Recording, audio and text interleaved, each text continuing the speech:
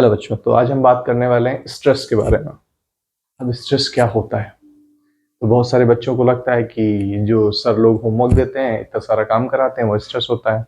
कुछ बच्चे थोड़े ज़रूरत से ज़्यादा बड़े हो जाते हैं, तो उनको लगता है कि घर में नहीं जल्दी पहुँचे तो स्ट्रेस हो जाएगा क्योंकि पापा की डांट पड़ने वाली है।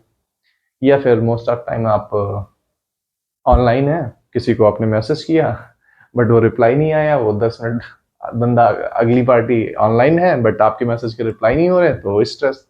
ऐसे बहुत सारे स्ट्रेस जो आप मान के चलते हैं, बट आपको आज जान के हैरानी होगी, ये स्ट्रेस नहीं है। ये स्ट्रेस बिल्कुल नहीं है। अगर आपको घर में डांट पड़ने वाली है उसका स्ट्रेस, तो स्ट्रेस नहीं, वो डर है। मतलब किसी और कारण से आपको होमवर्क दिया गया, वो एक्स्ट्रा बर्डन है, बट स्ट्रेस नहीं है। ठीक है, तो स्ट्रेस के बारे में थोड़ी चीजें हम क्लियर करने वाले हैं कि स्ट्रेस बहुत ही साइंटिफिकली कैलकुलेटिंग मेथड बहुत जरूरी चीज हो जाती है, बट हमेशा उसको हम लोग मिस इंटरप्रिटेट करते हैं। तो आइए हम आपको समझाते हैं कि अभी आज आपको समझ में आने वाला स्ट्रेस क्या है। Basically I have a book, right. अब हमने क्या किया, एक्सटर्नल फोर्स लगाया है एंड इस बुक के शेप को हमने थोड़ा सा चेंज कर दिया, राइट। आप भी कर सकते हैं, आपके पास अगर बुक है तो आप उठाइए मेरे सामने और अपनी 2 उंगलियों का इस्तेमाल कीजिए। खास करके अगर आप इस उंगली का इस्तेमाल करें तो आप ज्यादा अच्छे से महसूस कर पाएंगे। ठीक है, इन 2 उंगलियों से आप इस बुक को थोड़ा सा फोल्ड करने की कोशिश कीजिए। जो भी है ऑब्जेक्ट, उससे थोड़ा 2 उंगलियों से फोर्स लगाइए, जैसे मेरे ने लगा रखा है ऐसा लगाइए। आप क्या फील कर रहे हो? बुक के शेप पर देखिए, आपकी उंगलियों पे कुछ प्रेशर फील हो रहा है? मतलब आपको कोई फोर्स लग रहा है? लग रहा है ना? ठीक है, तो जब हम इसको फोर्स लगाकर इसको फोल्ड करते हैं, अब इसको हम छोड़ दे रहे हैं, तो मैंने जो फोर्स लगाया इसको बुक के शेप को चेंज किया, समझ में आया। बट जब मैं इसको छोड़ दे रहा हूं, मतलब हाथ हटा ले रहा हूं, तो ये कौन सा फोर्स इसको वापस अपनी जगह पे ले आ रहा है? ये मैंने तो कोई जादू नहीं करा, आपके सामने देखिए, कोई इसमें कुछ नहीं है। और ऑफकोर्स आप भी कर रहे होंगे तो आपके सामने ये पता चलता है। ऐसा ये कौन सा इनविजुअल फोर्स है जो इसको सीधा कर दे रहा है? मैं जितनी बार भी किसी भी एंगल से इसको फोल्ड करने की कोशिश कर रहा हूं, जैसे छोड़ रहा हूं, ये अपनी जगह पे आ जा रहा है। तो कौन है जो दिखाई नहीं दे रहा है बट वो काम तो कर रहा है? जो नहीं दिखाई दे रहा है बट काम तो कर रहा है और कुछ नहीं, वो स्ट्रेस का पार्ट है, या यूं कहें स्ट्रेस ही। जब हम किसी बॉडी में फोर्स अप्लाई करते हैं तो मॉलिक्यूलर लेवल पे डिस्टर्बेंस होता है कि नहीं होता? तो वो अपोजिट में एक फोर्स डेवलप हो जाता है। जिस डायरेक्शन में हम फोर्स लगाते हैं, किसी भी रैंडम से डायरेक्शन में, और उसमें फोर्स वो डेवलप कर देता है। तो जैसे हम वो फोर्स हटाते हैं, वो जैसे हम फोर्स लगाते हैं, वो फोर्स लगाना अपोजिट डायरेक्शन में चालू कर देता है। लेकिन जनरली होता क्या है कि जब तक फोर्स इक्वल है तब तक बॉडी एज इट इज जैसा है वैसा रहेगी। जैसे आपने एक फोर्स ढीला किया, दूसरा फोर्स हावी हो जाता है। तो जैसे आपने हाथ हटाया, यानी आपने डिफॉर्मिंग फोर्स हटाया, वो बॉडी अपना काम कर गई, राइट। तो अपना काम कर गई, तो जहां से आपने लगाया था फोर्स, वहीं पे लाके खत्म कर दिया। ठीक है, लेकिन ये फोर्स को डिफाइन कैसे करेंगे?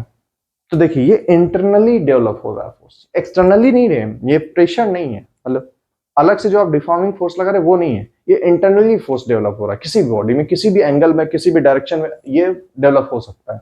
ठीक है, तो जब किसी बॉडी पे हम कोई डिफॉर्मिंग फोर्स लगाते हैं तो उसमें एक इंटरनली फोर्स जनरेट हो जाता है। जैसे मान लीजिए कि किसी तार को आप खींचना चाह रहे हैं, तो उसमें खिंचाव की वजह से क्या होता है, थोड़ा सा तनाव आ जाता है, स्ट्रेचिंग होती है ना, तो उसमें भी थोड़ा सा, और देखिए थोड़ा सा वायर टाइट हो जाता है, तो उसे स्ट्रेस की वजह से आता है। तो हम स्ट्रेस को डिफाइन कर सकते हैं, it may be defined as it may be defined as the restoring force the restoring force developed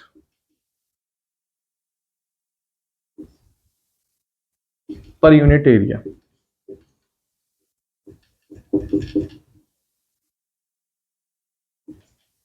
inside the body।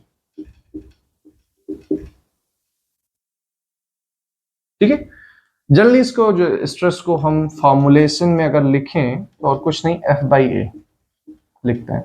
Unit भी इसका न्यूटन पर मीटर स्क्वायर हो जाता है।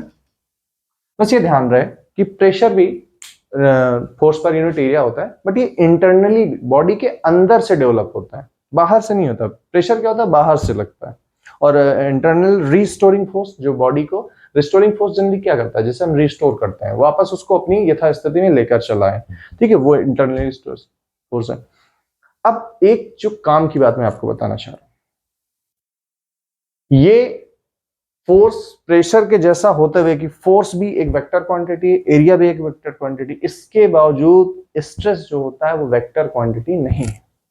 तो अगर मैं आपसे पूछूं कि what is the main difference between pressure and stress, you should answer sir pressure is a vector quantity and stress is a scalar quantity. Stress के लिए कोई डायरेक्शन नहीं होती, वो किसी भी डायरेक्शन में, जिस भी डायरेक्शन में आप लगा उसके अपोजिटली वो जनरेट कर देता है। तो stress is a scalar quantity.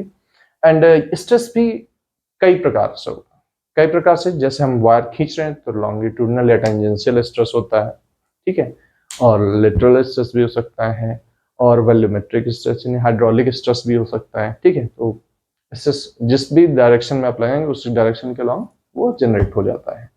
तो आई होप स्ट्रेस क्लियर हो गया, जो अभी तक आप समझ रहे थे वो स्ट्रेस नहीं है। Okay, thank you.